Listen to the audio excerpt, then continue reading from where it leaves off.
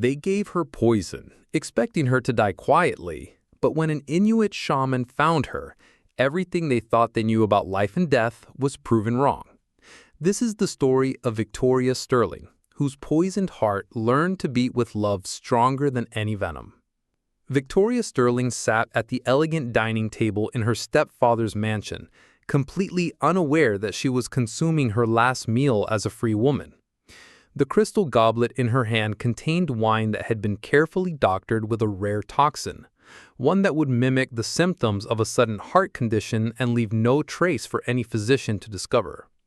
Her stepbrother Charles watched from across the table with the calculated patience of a predator, while her mother Helen made nervous conversation about the upcoming social season. At 25, Victoria had inherited her father's vast shipping fortune upon reaching her majority, making her one of the wealthiest unmarried women in Boston.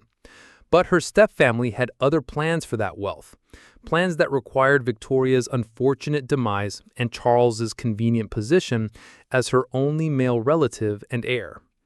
The poison they had chosen was expensive and exotic, obtained from a disgraced physician who specialized in untraceable deaths for those wealthy enough to afford discretion. "You look pale, dear," Helen observed, though her concern was carefully rehearsed. "Perhaps you should retire early this evening."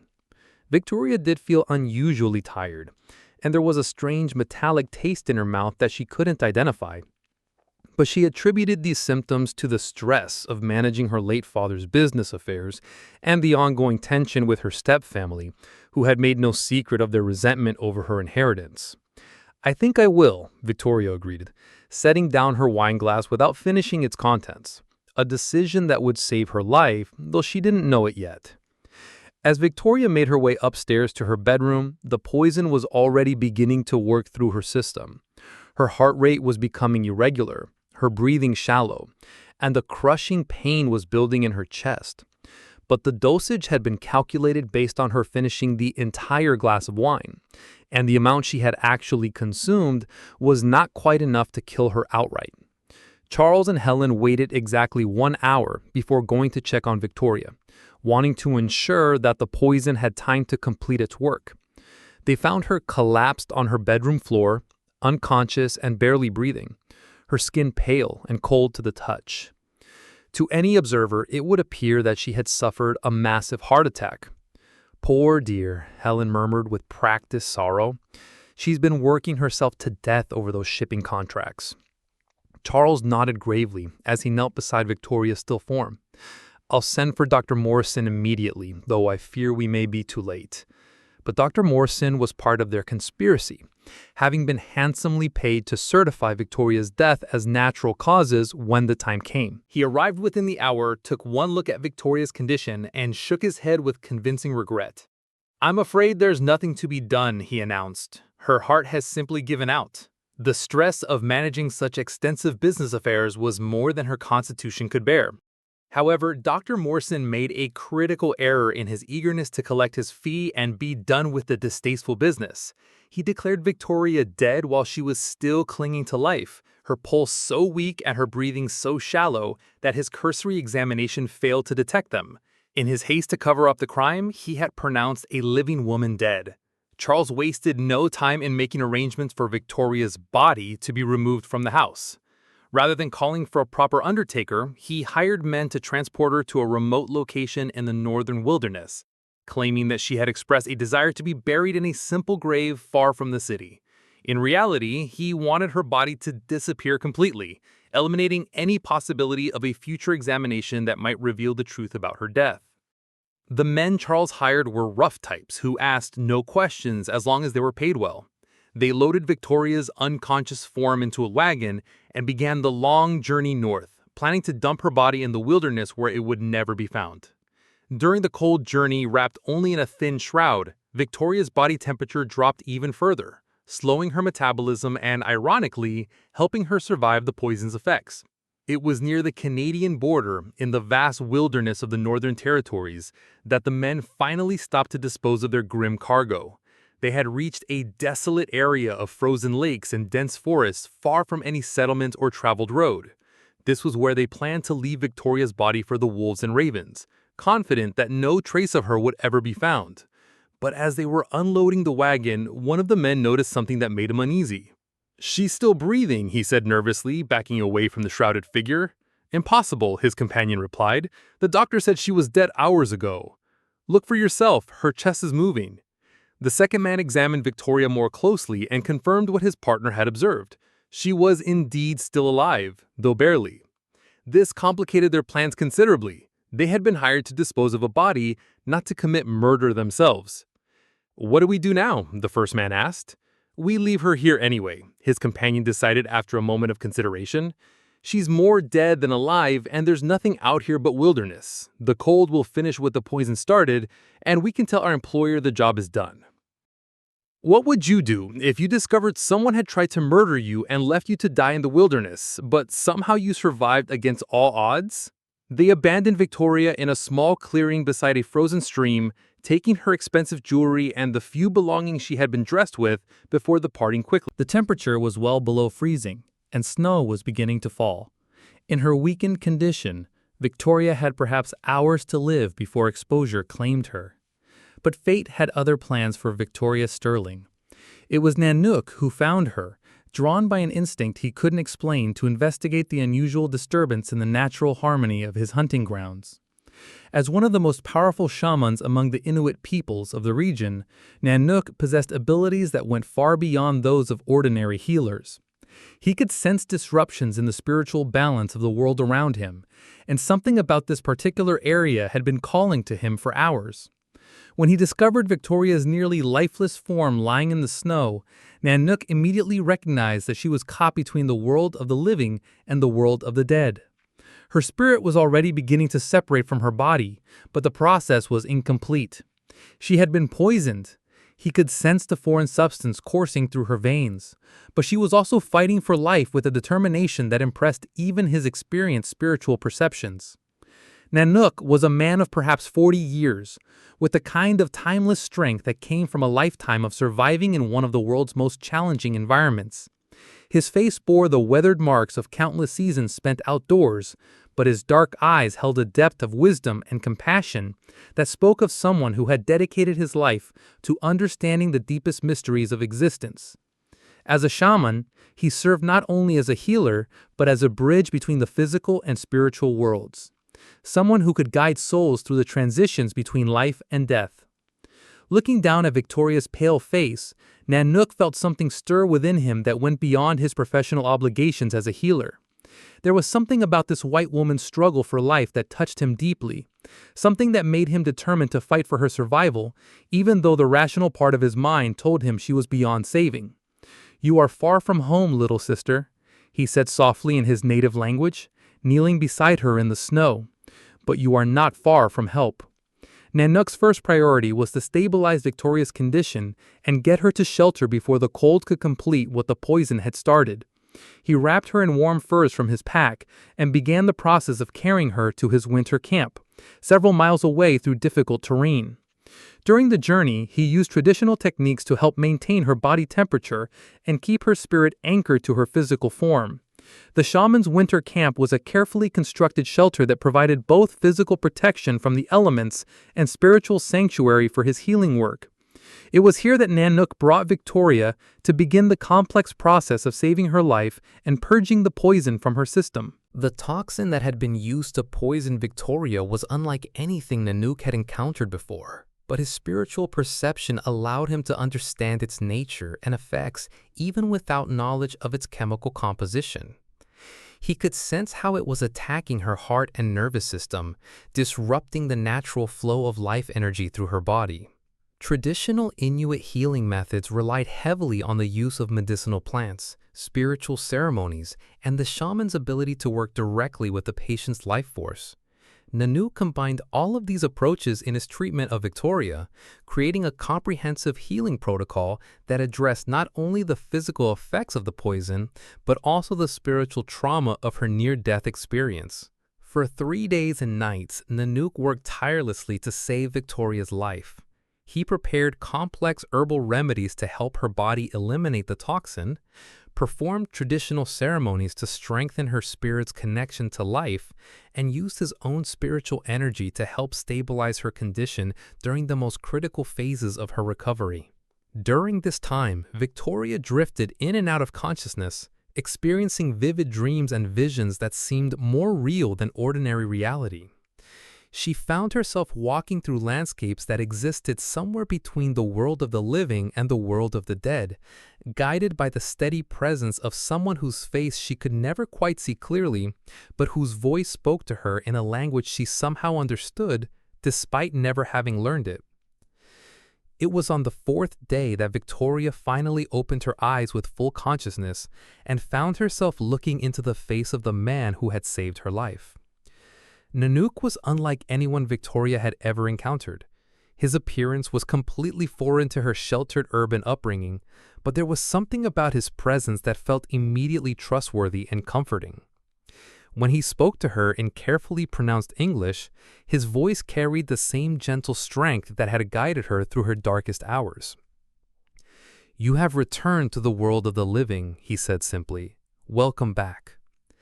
Victoria tried to speak but found her throat raw and her voice barely functional. Nanook offered her small sips of an herbal tea that soothed her throat and helped clear her head.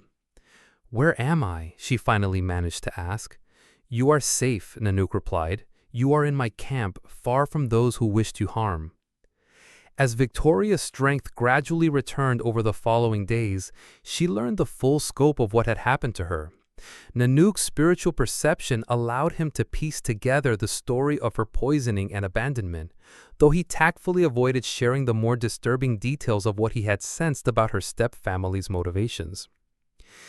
"Your people believed you were dead," he explained gently, "but death is not always what it appears to be. Sometimes the spirit chooses to fight when the body seems ready to surrender." Victoria was horrified to learn how close she had come to death, but she was also fascinated by Nanook's matter-of-fact discussion of spiritual matters that would have been dismissed as superstition in her former social circle. Here was a man who spoke of life and death, spirit and body as naturally as her Boston acquaintances discussed the weather or business affairs. As she recovered her strength, Victoria found herself drawn into conversations with Nanook that opened her mind to entirely new ways of understanding the world.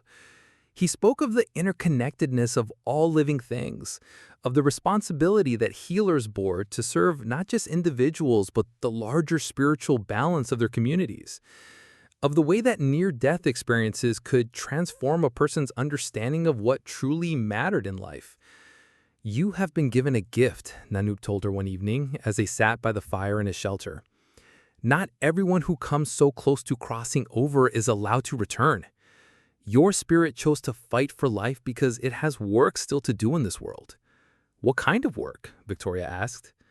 "That is for you to discover," Nanook replied. "But I suspect it will be very different from the life you were living before." As winter deepened and Victoria's recovery progressed, she found herself reluctant to think about returning to her former life. The world she had come from, a world of social obligations, business concerns, and family members who had literally tried to murder her, seemed increasingly unreal and unimportant compared to the simple but profound existence she was sharing with Nanook. She was also becoming aware of feelings for her rescuer that went far beyond gratitude. Nanook possessed a combination of strength, wisdom, and gentleness that was unlike anything she had experienced in the men of her social class. His dedication to healing and spiritual service, his deep connection to the natural world, his ability to see beyond surface appearances to the essential nature of things. All of these qualities drew her like a magnet. But Victoria was also aware of the vast cultural gulf that separated them. She was a wealthy white woman from urban society, while he was an indigenous shaman whose entire life was centered around traditions and beliefs that were completely foreign to her upbringing. The idea that they could build any kind of lasting relationship seemed impossible, despite the growing connection she felt between them. Nanook, meanwhile, was experiencing his own internal struggle. As a shaman, he had always understood that his calling required him to serve others without expectation of personal reward. He had never married, believing that the demands of his spiritual responsibilities left no room for the kind of intimate partnership that a wife would deserve. But Victoria's presence in his life was challenging all of his assumptions about duty and personal happiness. He found himself looking forward to their conversations, to the way her mind worked through new ideas, to the gradual transformation he was witnessing as she discovered aspects of herself that had been suppressed by her former life. Can you imagine falling in love with someone from a completely different world, knowing that choosing love might mean abandoning everything you've ever known about who you're supposed to be? The turning point in the relationship came during a particularly severe blizzard that trapped them in the shelter for several days. The enforced intimacy of the small space, combined with the knowledge that they were completely dependent on each other for survival, broke down the last barriers of formality between them.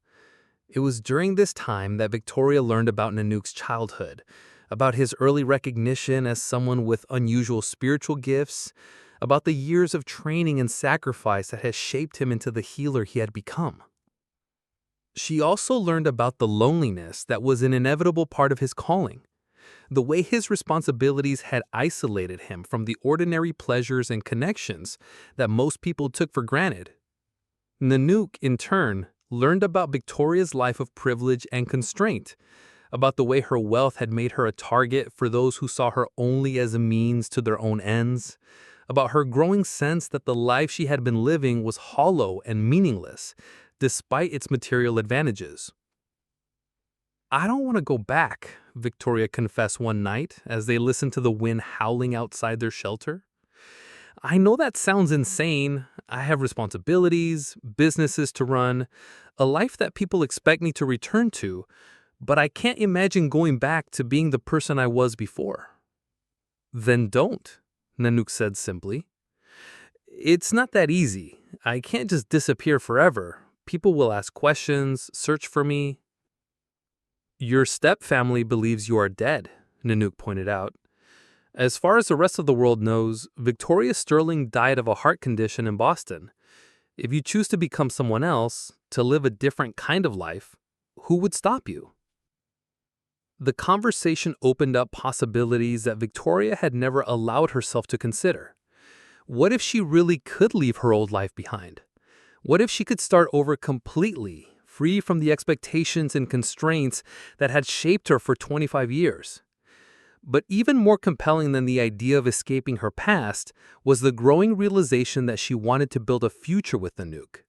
The man who had saved her life had also awakened parts of herself that she had never known existed. A capacity for spiritual growth, a connection to the natural world, a desire to serve something larger than her own comfort and security. The physical intimacy that developed between them grew naturally from their emotional and spiritual connection. Unlike the calculated courtships Victoria had experienced in Boston society, her relationship with Nanook was based on genuine understanding and mutual respect. When they finally acknowledged their love for each other, it felt like a natural progression rather than a dramatic revelation. "I want to stay with you," Victoria told Nanook one morning as spring began to show its first tentative signs. "I want to learn your ways, to become part of your world, but I don't know if that's possible." "Anything is possible," Nanook replied, "but such a choice would require you to leave everything from your former life behind. You would be choosing to become someone completely new." "I think I already have become someone new," Victoria said. "The woman who was poisoned and left to die doesn't exist anymore. The question is whether this new person can find a place in your world." What followed was the most intensive education of Victoria's life. Learning to survive and thrive in the Arctic environment required her to develop skills and knowledge that had no equivalent in her previous existence. She learned to read weather patterns, to identify edible plants, to craft tools and clothing from natural materials. She learned the complex social structures of Inuit communities, the spiritual beliefs that govern daily life, the intricate ceremonies that marked important transitions and celebrations. But perhaps most challenging of all, she learned to serve others in the way that Nanook's calling demanded.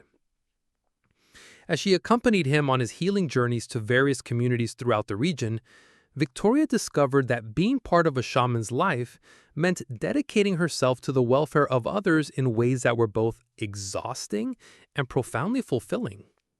She proved to have natural aptitude for certain aspects of healing work, particularly the ability to provide comfort and emotional support to patients and their families during difficult times.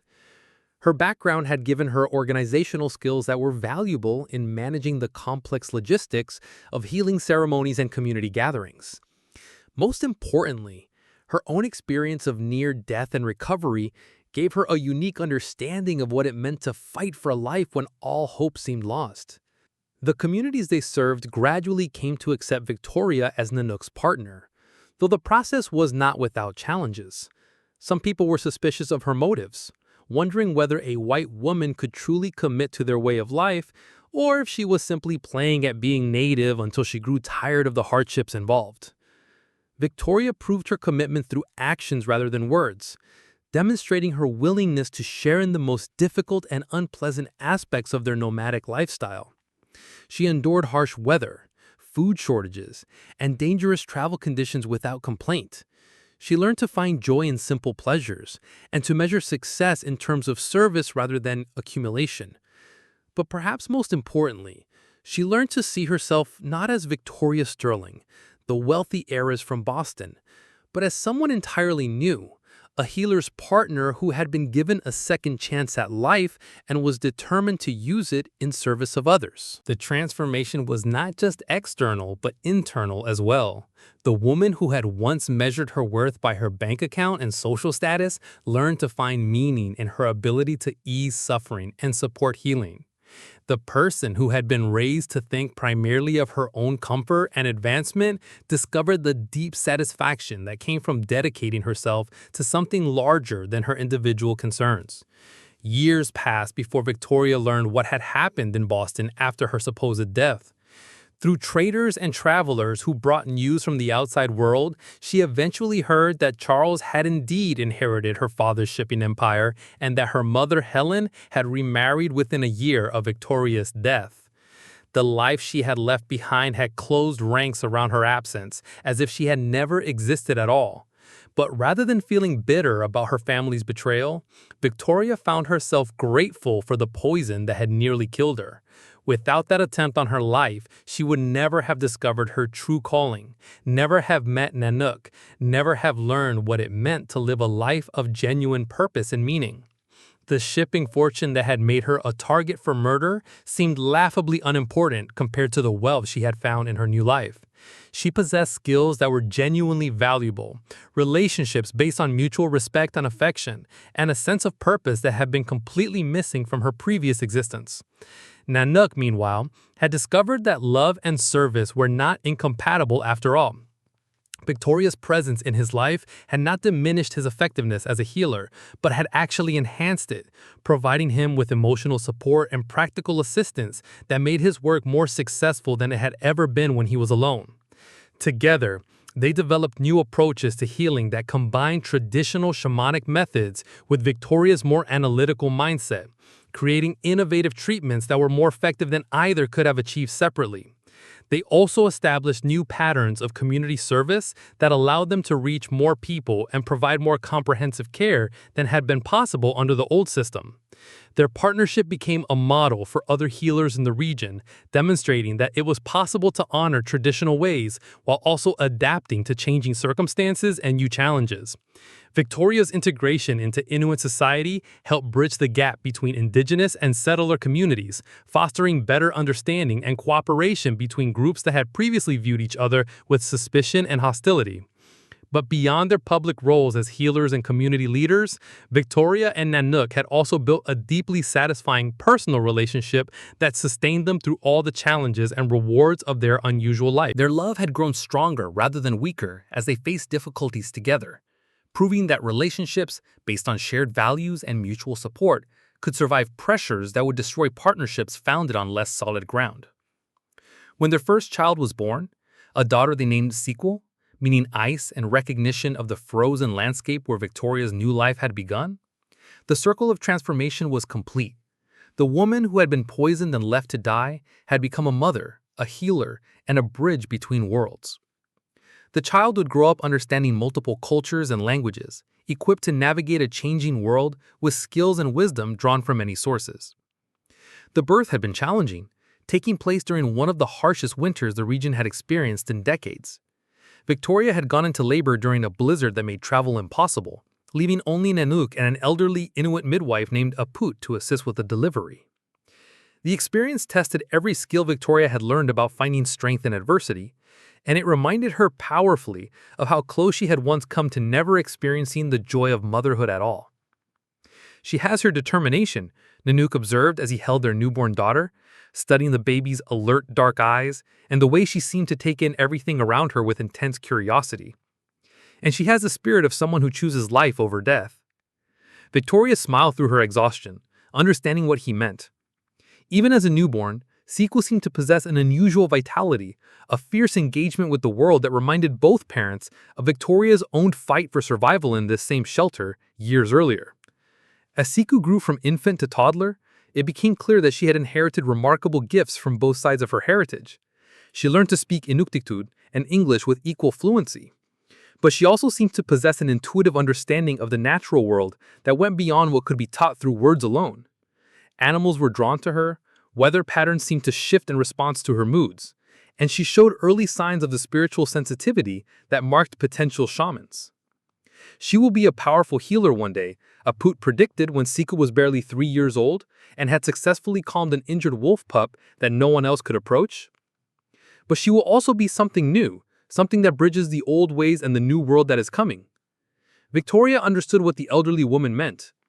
The world was changing rapidly as more settlers moved into the northern territories, bringing with them technologies, diseases, and social structures that challenged traditional ways of life. Siku would grow up needing to navigate between these different worlds, just as Victoria had learned to do, but she would have the advantage of being native to both rather than an outsider learning to adapt. The challenges of raising a child in the harsh Arctic environment while maintaining the responsibilities as healers required Victoria and Nanook to develop new approaches to balancing family life with community service. They created a portable nursery that could be quickly assembled wherever their healing work took them. And they developed systems for ensuring Siku's safety and education even during their most demanding travel schedules. But perhaps more importantly, they made Siku's upbringing itself part of their healing mission. The little girl became a symbol of hope for communities that were struggling to maintain their identity while adapting to changing circumstances. Her mixed heritage and bicultural upbringing demonstrated that it was possible to honor traditional ways while also embracing useful innovations from other cultures. As Siku grew older, she began to accompany her parents on their healing journeys, serving first as an observer and gradually taking on small responsibilities as her skills and understanding developed. Victoria was amazed to see how naturally her daughter adapted to the various challenges they encountered, switching effortlessly between languages and cultural contexts, showing compassion for patients while maintaining the emotional resilience necessary for difficult work. "She learns everything so quickly," Victoria marveled to Nanook one evening as they watched 5-year-old Siku successfully demonstrate a complex knot-tying technique to a group of older children. "Sometimes I think she understands things that I'm still struggling to figure out." "Children who grow up between worlds often develop unusual wisdom," Nanook replied. "They see connections that others miss because they don't take any single perspective for granted." The truth of his observation became even more apparent as Siku entered her school years. Although there were no formal educational institutions in their nomadic lifestyle, she received instruction from various community elders in traditional skills and knowledge, while Victoria taught her reading, writing, and mathematical concepts that would be valuable in dealing with the outside world. But Siku's real education came from participating in her parents' work, witnessing firsthand how healing required not just technical knowledge, but emotional intelligence, cultural sensitivity, and the ability to see each situation from multiple perspectives. She learned to read people's emotional states, to understand the social dynamics that affected health and illness, to recognize the spiritual dimensions of physical problems. By the time she was 10 years old, Siku was already demonstrating healing abilities that impressed even experienced practitioners. She had an intuitive understanding of which herbal remedies would be most effective for particular conditions, and she seemed to know instinctively how to provide comfort and reassurance to patients who were frightened or in pain. "She has the gift," Nanook told Victoria with obvious pride after watching Siku successfully calm a delirious fever patient whom several adults had been unable to reach. "But more than that, she has the wisdom to use it responsibly." Victoria nodded, recognizing in her daughter the same combination of technical skill and spiritual insight that made Nanook such an effective healer. But she also saw something else in Siku, a natural leadership ability that suggested she might one day serve not just as a healer, but as a bridge between different communities and cultures. This potential became more apparent as Siku entered adolescence and began to attract attention from young people throughout the region. She had grown into a striking young woman who embodied the best physical traits of both her parents' heritages, but it was her personality and abilities that truly set her apart. She could speak multiple languages, navigate complex social situations, and demonstrate leadership skills that were remarkable for someone so young. "The other children follow her naturally," Victoria observed as she watched 15-year-old Siku organizing a group of teenagers from various communities in a collaborative project to gather medicinal plants. "She doesn't have to demand respect. She earns it through her actions." But Siku's growing prominence also brought new challenges and responsibilities.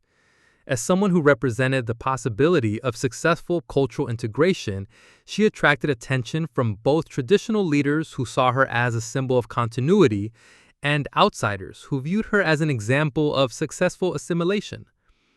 Managing these competing expectations while maintaining her own sense of identity required maturity beyond her years. The situation became more complex when government officials began taking notice of Siku's unique background and abilities. Representatives from Ottawa arrived in the region with proposals for educational opportunities that would allow her to serve as a liaison between Indigenous communities and federal authorities. They offered scholarships to prestigious schools, training in law and government administration, and the chance to influence policy decisions that would affect Native people throughout the territories. "They see her as someone who could help them manage the Indian problem," Victoria said with barely concealed anger after hearing the officials' presentations. "They want to use her bicultural background to make their policy seem more acceptable to Indigenous communities." Nanook was equally disturbed by the implications of the government's interest in their daughter. They would take her away from her people and train her to think like them, then send her back to convince us that their way is better than our own. But Siku herself approached the situation with the thoughtful analysis that had become her trademark. She listened carefully to all sides, asked penetrating questions about motivations and consequences, and ultimately reached her own conclusions about how to proceed. "I understand what they're offering," she told her parents after a family discussion that lasted several hours, "and I understand what they really want from me, but I also see an opportunity to turn their plans to our advantage." "What do you mean?" Victoria asked.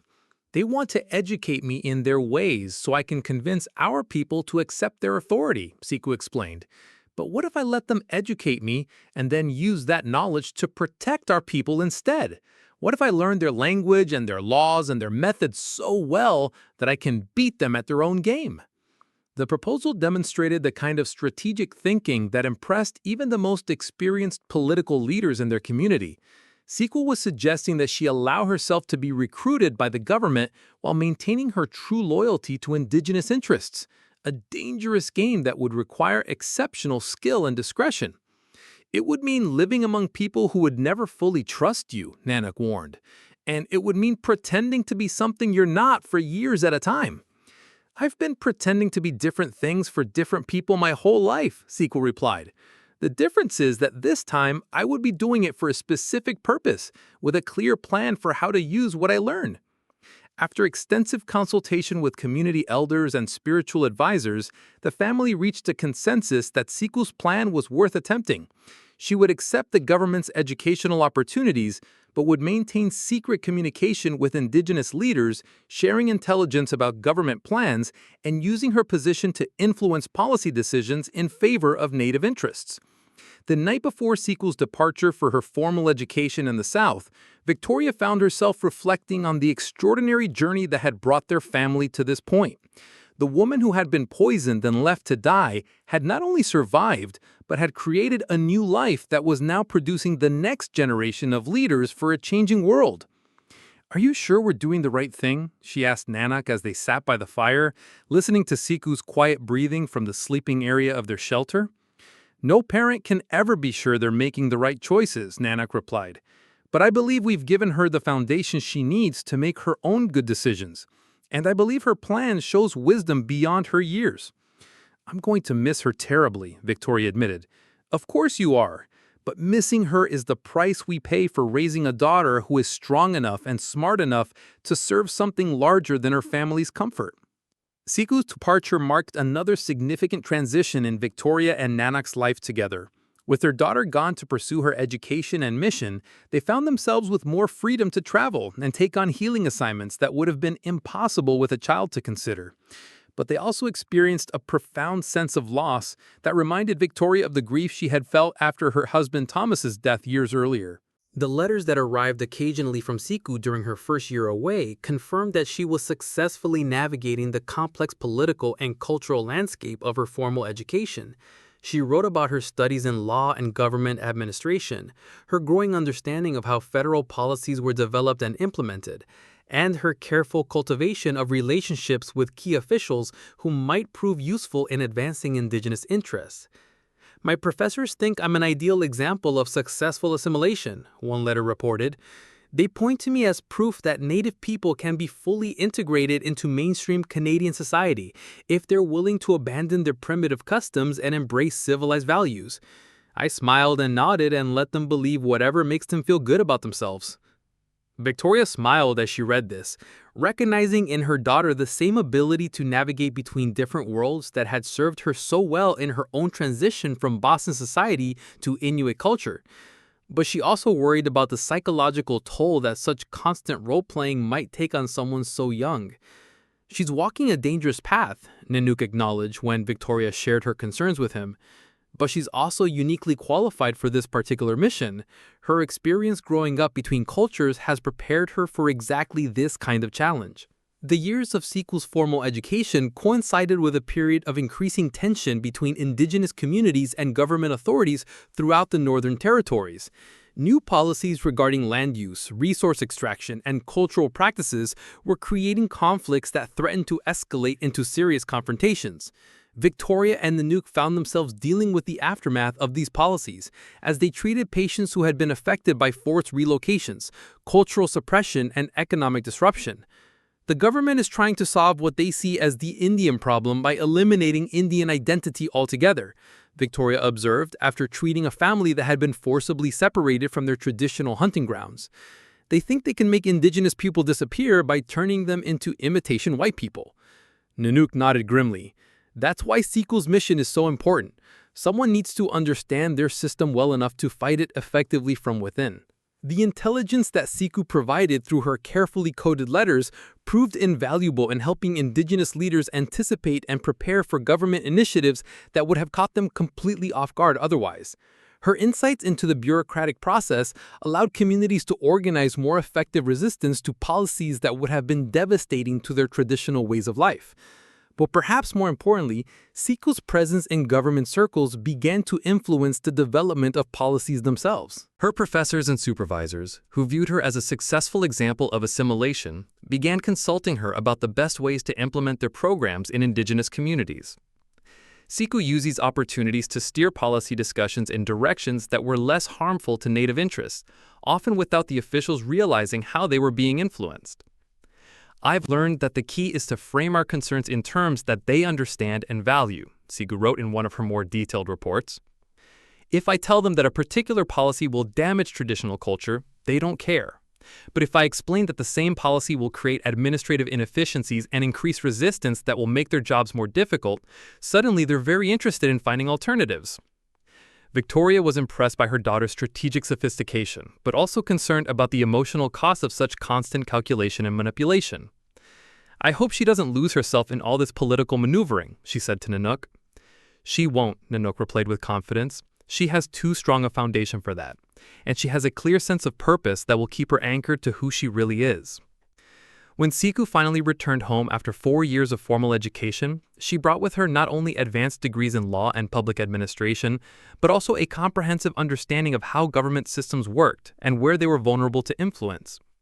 She had also developed a network of contacts throughout the federal bureaucracy who trusted her judgment and relied on her advice. "The most important thing I learned," she told her parents during their reunion, "is that the government isn't nearly as powerful or organized as they want us to believe. They're struggling with the same problems we are. Too much change happening too fast, competing priorities, limited resources, and the need to balance different groups' demands. The difference is that they have better public relations." Siku's return marked the beginning of a new phase in the family's healing work. Armed with her insider knowledge of government operations, she was able to help indigenous communities navigate bureaucratic processes more effectively, while also working behind the scenes to influence policy development in their favor. But she also brought new perspectives on healing itself, having been exposed to medical and psychological theories that complemented the traditional approaches she had learned from her parents. She proposed integrating some of these new methods into their practice, creating an even more comprehensive approach to healing that addressed not only physical and spiritual needs, but also the social and political factors that affected community health. "Healing isn't just about treating individual patients," Siku explained as she outlined her ideas for expanding their practice. "It's about creating conditions that allow whole communities to thrive. That means we need to understand and influence the political and economic systems that shape people's lives." Victoria was initially skeptical of this broader definition of healing work, worried that it might dilute their focus on direct patient care. But as she observed Siku applying these principles in practice, she began to see how political advocacy and community organizing could indeed be forms of healing, ways of addressing the root causes of suffering rather than just treating its symptoms. The integration of Siku's new approaches with her traditional methods created a healing practice that was uniquely comprehensive and effective. They continued to treat individual patients with the same care and skill that had always characterized their work, but they also began addressing broader issues that affected community health, advocating for better government policies, organizing resistance to harmful development projects, and creating educational programs that helped people navigate the changing world more successfully. Their reputation spread throughout the region and beyond, attracting patients and students from communities hundreds of miles away. But more importantly, their work began to influence how other healers thought about their responsibilities and opportunities. The idea that healing could and should address political and social issues, as well as individual health problems, began to take root in indigenous communities throughout the territories. "We're not just healing people," Victoria realized during one of their community strategy meetings.